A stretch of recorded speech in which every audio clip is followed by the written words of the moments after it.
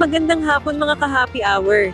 Narito ang mga balita para sa MBC TV Network News Update 5 PM edition.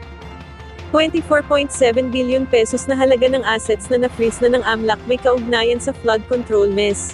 Pumapalo na sa kabuuang 24.7 billion pesos ang halaga ng assets na na-freeze ng Anti-Money Laundering Council may kaugnayan sa flood control mess. Ito ay matapos makakuha ng panibagong freeze order ang konseho mula sa Court of Appeals. Ayon sa AMLAC, kabilang sa panibagong freeze order ang assets ng dalawang contractor na nakakuha ng mayoriya ng Ghost Flood Control Project sa Bulacan, isang negosyante at iba pang mga individual at entities na nadadawit sa malawakang infrastructure corruption scandal.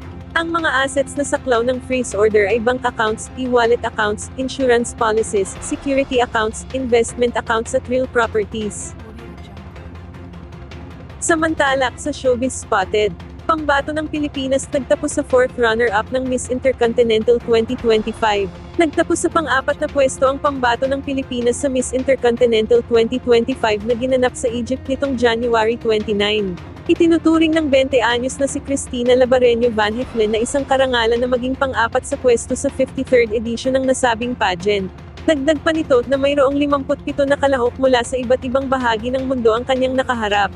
Nagwagi naman sa pageant ang pambato ng Russia na si Barbara Yakovenko, habang first runner-up naman si Lorena Suarez ng Cuba, second runner-up naman si Vanessa Wenck ng Thailand, at third runner-up naman si Faye Kasim ng Tanzania.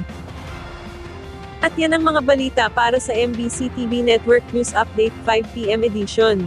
Samahan ninyo kami bukas mula alas 9 ng umaga, hanggang alas 5 ng hapon.